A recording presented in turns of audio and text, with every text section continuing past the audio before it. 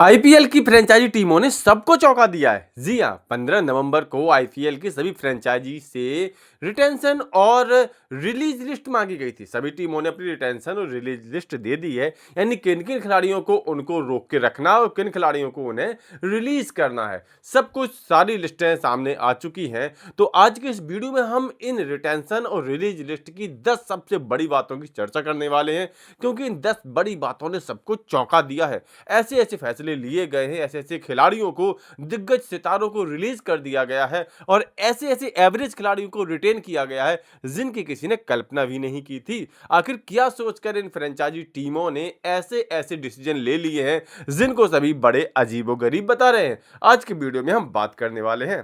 देखिए, सबसे पहला शॉकिंग और चौंकाने वाला निर्णय तो रहा राजस्थान रॉयल्स से नहीं, जबकि सीएसके से खेलेंगे संजू सैमसन। जी हाँ, राजस्थान रॉयल ने अपने कप्तान को ही ट्रेड कर दिया है और अब संजू सैमसन पहुंच चुके हैं सीएसके के पास।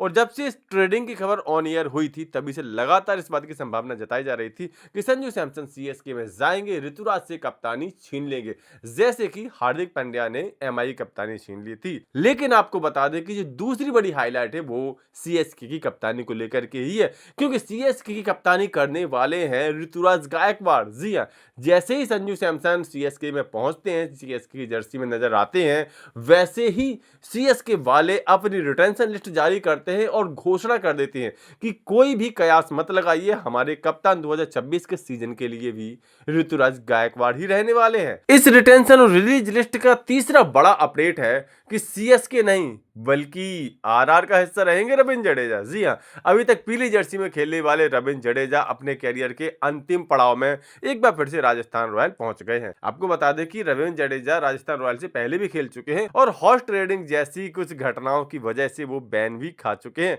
तब वो राजस्थान रॉयल में हुआ करते थे। हालांकि इसके बाद सीएसके के साथ उनका एक लंबा सफर चला, लेकिन अब जबकि उनका खेल मुश्किल से 2-3 साल का बचा होगा, वो वापस आरआर पहुंच गए हैं और देखना है कि अपने कैरियर के अंतिम दौर में वो राजस्थान रॉयल के लिए क्या कुछ करके दिखाते हैं। चौथा जो अपडेट है वो बहुत बड़ा है और काफी ज्यादा चौंकाने वाला है, क्योंकि एलएसजी ने मोहम्मद शमी का दामन थाम लिया है। जी हाँ, मोहम्मद शमी को यहां पर ले लिया है, ट्रेड कर लिया है एलएसजी ने, और इसी के साथ उसने यूपी में अपनी फैन बेस को बढ़ा लिया है। क्योंकि हम सब जानते हैं मोहम्मद शमी यूपी के अमरोहा से बिलोंग करते हैं।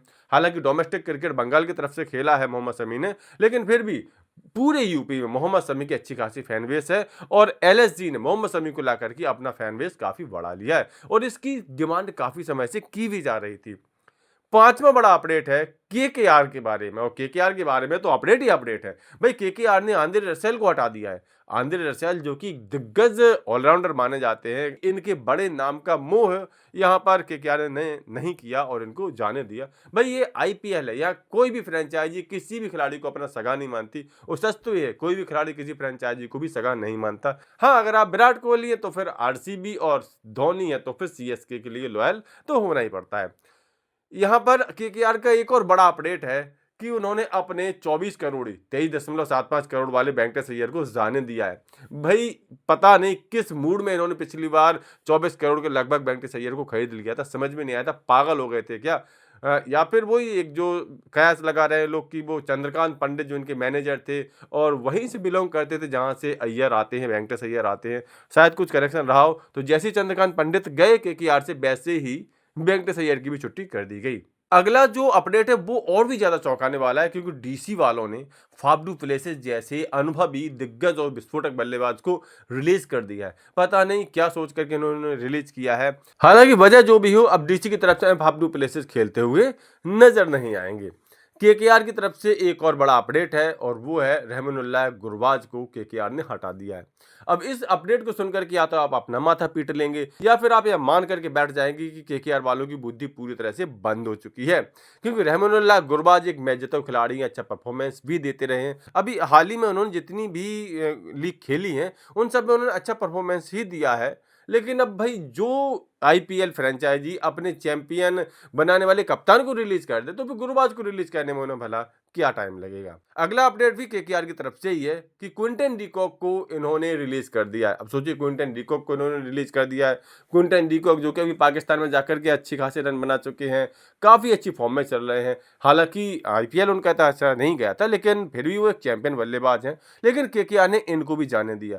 अब समझ में नहीं आ रहा, केकेआर ने सबको जाने दिया है, बहुत सारा इन्होंने पैसा बचा लिया है। समझ सुनने में आ रहा है कि लगभग 60 करोड़ के पर्स के साथ ही मिनी ऑक्शन में जाएंगे। लेकिन जब आप अपने स्टार खिलाड़ियों को रिलीज कर देंगे तो आपको मिनी ऑक्शन में फिर खरीदोगे कैसे? ऐसा ही एक और शॉकिंग अपडेट है राजस्थान रॉयल की तरफ से कि इन्होंने बानिंदु हसरंगा को जाने दिया है।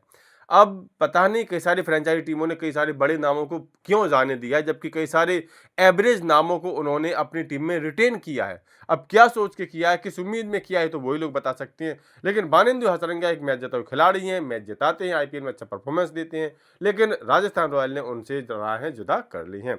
तो कुल मिलाकर के आईपीएल की इस रिटेंशन रिलीज लिस्ट के ये थे 10 बड़े अपडेट। इन सभी के बारे में आपकी क्या राय, अपनी राय कमेंट करके जरूर दें। स्पोर्ट के ऐसे सभी अपडेट्स के लिए चैनल सब्सक्राइब जरूर कर लें।